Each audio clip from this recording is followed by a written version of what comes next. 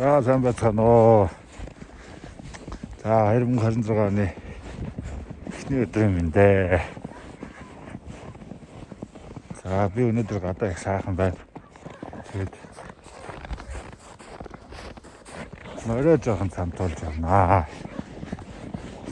Харахнаас би жоохон овяас тэжээл нэмэлтээр өгч байгаа. Тэгээд жоохон цан зохиолж байгаа. Үсийг хөдлөж хорыг гаргаж авах буруутахгүй байх гэж бодод. Морой цамтуулаад явсан. Сайхан байна. Өвөл морь унахын сайхан нэг мэдрэл явж байна да.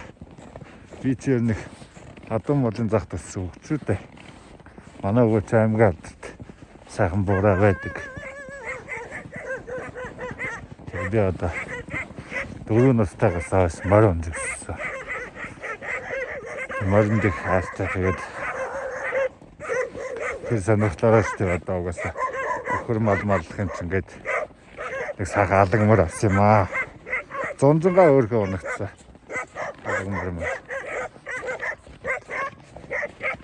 Тэгээд нэг 20 хоногийн өмнөөс нэг овяас хийгэн өвтэй. Тэгээд нэг сайхан өнөөдөр нэг дулаах өдөр оны эхний ч өдрөө нэг хэмраас сэргээгээд нэг морой цамтуулангаад нэг хээрээр жоохон явцъя да гэж бод. Ер нь манай ийшээ бол хээрлүү бол манай ийшээ бол ерөнхийдөө талаараа бол цас ихтэй юм байна. Ер нь л хонголцсон байна шүү. Тэгээ хоттой ойрхон болохоор ч одоо өвөл мал байна ч гэж одоо юу байх вэ? Намайг одоо энэ 3 гүлэг хоргоогоод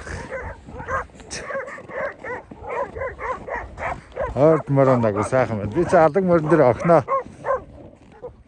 сундлаад охиноо урдаа нэг үрдэг юм арна. Урдаа хийгээл тэгээ зунжингаа өхөр малдаа явцдаг гэсэн шүү дээ. Сайхан шүү дээ. Морь унаа явж гэнэ гэдэг чинь. Морьтой харах өссөн болохоор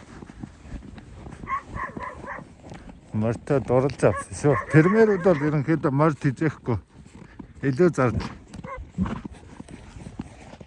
Морь бол өдөрт нэг боодол үүсэлнэ. Тийм болохоор ерөнхийдөө илүү зардал гэж ойлгож болно. Хүмүүс тэгээ мотоцикл их авчдаг юм байлээ. Би ч одоо мотоцикл авахаар нэг наа яах вэ? Гэж нэг том асуудал байдаг шүү. Гангаа нохрида хөндлөёла. Хөтөг морь цамтуулж байгаа юм байна. Ийшээ тэр цас их байна. За, фермер сонирхогч залуучуудаа би бод цуурлаар ингээд өөрийнхөө мэдхэл зөвлөгөөг өгöd гэж бодож байгаа. Өнөөдрийн өгөх зөвлөгөө бол ерөөсөө л санхугаа маш сайн тооцоорой гэж хэлмээр идэв юм билээ. Хэлмээр юм байлээ. Эхний ээлжинд бол маш их санхуу гарна.